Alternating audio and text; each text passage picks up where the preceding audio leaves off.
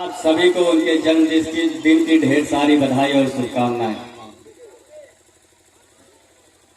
जब हम और आप परम पूज्य बाबा साहब डॉक्टर भीमराव अंबेडकर की जयंती आज अपने ग्राम सभा पहले गांव में मना रहे हैं, तो यह संकल्प हमें और आपको लेना होगा कि परम सत्य परम पूज्य बाबा साहब ने अगर हमको और आपको बराबरी का अधिकार दिया, तो पिछड़ों और दलितों शोषितों आपको पढ़ने का अधिकार दिया। पढ़ने का बाबा साहब का सबसे बड़ा फोकस शिक्षा पर था। बाबा साहब ने कहा था कि शिक्षा वो शेरनी का दूध जो पिएगा वो दहाड़ेगा। मेरे साथियों, पिता तुल्य बुजुर्गों, नौजवान साथियों, माता और बहनों, मार्च 1927 का वो दिन जब बाबा साहब ने एक तालाब से पानी पीने के लिए अपने लोगों को एकत्रित किया, लगभग 25 से 2700 लोगों को एकत्रित किया, और जब तालाब पर पहुंचे तो बाबा साहब ने उसकी शुरुआत की। बाबा साहब ने सबसे पहले उस तालाब का पानी पिया, उसके बाद उनके साथ गए हुए उन तमाम साथियों ने उस तालाब का पानी पिया। लेकिन आपको याद होगा बाबा साहब का वो वक्तव्य, बाबा साहब ने कहा कि मेरा मकसद इस तालाब से पानी पीकर किसी को की भावनाओं को ठेस पहुंचाने का नहीं है, बल्कि मेरा मकसद सिर्फ इतना सा है कि मेरा मकसद ये है कि इस समाज को बराबरी का अधिकार होना चाहिए। बाबा साहब ने अगर उस तालाब का पानी पिया और आपको पीने का अधिकार दिया, तो आपके सम्मान को बढ़ाने का अधिकार दिया। लेकिन पिछड़े और दलित और पिछड़े समाज के लोगों, आज आपके हक और हुकूक के साथ डाका डाला जा रहा है। अभी किसी साथी ने क्या खूब कहा था कि 5 किलो राशन, अरे बात राशन की नहीं है, बात राशन की नहीं है। कल जब पूरा देश बाबा साहब डॉक्टर भीमराव अंबेडकर की जयंती मना रहा था, एक सत्ताधारी दल के एक सांसद फैजाबाद में प्रेस कॉन्फ्रेंस करते हैं और उनका वक्तव्य यही होता है कि आप 272 से ज्यादा सीटें दे देना, हम बाबा साहब के संविधान को बदलने का काम करेंगे। अरे हम तो आपके मंच के माध्यम से कहना चाहते हैं, तुम्हारी हैसियत नहीं है बाबा साहब के संविधान को बदलने की, और तुम्हारी हैसियत इसलिए भी नहीं है बाबा साहब के संविधान को बदलने की कि आज हिंदुस्तान के संविधान की कॉपी पूरा वर्ल्ड कर रहा है, तो तुम्हारी औकात क्या है जो बाबा साहब के संविधान को बदल दोगे।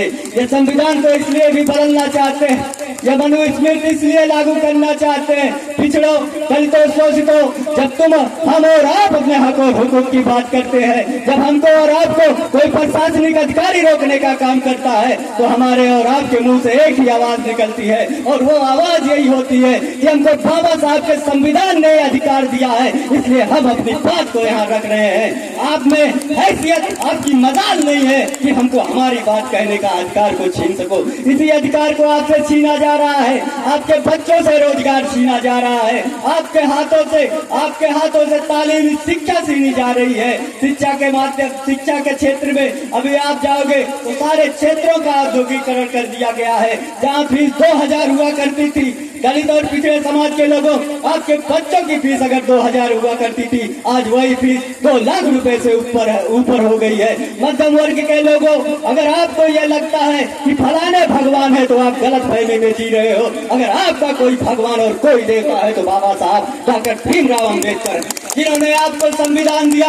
हम मुसलमान हैं, हम कुरान को मानने वाले लोग हैं, आप हिंदू हो, आप गीता को मानने वाले लोग हो, कोई क्रिश्चियन है वो बाइबल को मानने वाले लोग हैं। लेकिन जब बात पूरे देश, समूचे देश की आती है, जब बात सर्व समाज की आती है, तो सभी लोगों को ये बात माननी पड़ती है कि बाबा साहब के संविधान को सबको मानना पड़ता है, और बाबा साहब के संविधान की शपथ लेनी पड़ती है। उस संविधान को बचाने के लिए अभी सामने चुनाव भी है, उसी संविधान को बचाने के लिए आपको एकत्रित होना होगा, आपको एक विचारधारा पर चलना होगा। वो विचारधारा कोई भी हो, लेकिन वो विचारधारा वही होगी जो बाबा साहब के संविधान को बचाने का काम करेगा।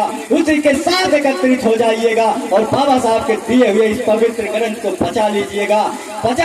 बाबा साहब के दिए हुए इस पवित्र ग्रंथ को इसलिए बचाना आपको जरूरी है कि नौजवानों, आप अगर सोशल मीडिया पे होते हो तो यूट्यूब के माध्यम से, गूगल के माध्यम से आप सर्च करके ये देखा करो कि आपके बाबा साहब के संविधान के साथ, आपके हक और हुकूक के साथ ये सरकारों ने कितना डाका डाला है। 480 बिंदु है, 480 बिंदु है जो भारतीय जनता पार्टी की सरकार ने कमजोर कर दिया है, खत्म नहीं किया है लेकिन उसको कमजोर कर दिया है। और 400 वही बिंदुओं को कमजोर किया गया है जिससे पिछड़ों और दलितों आपको हक और हुकूक को मिला करता था, उसी बिंदुओं को उन्होंने खत्म करने का काम किया है। और कितने कमजोर करेंगे आपको?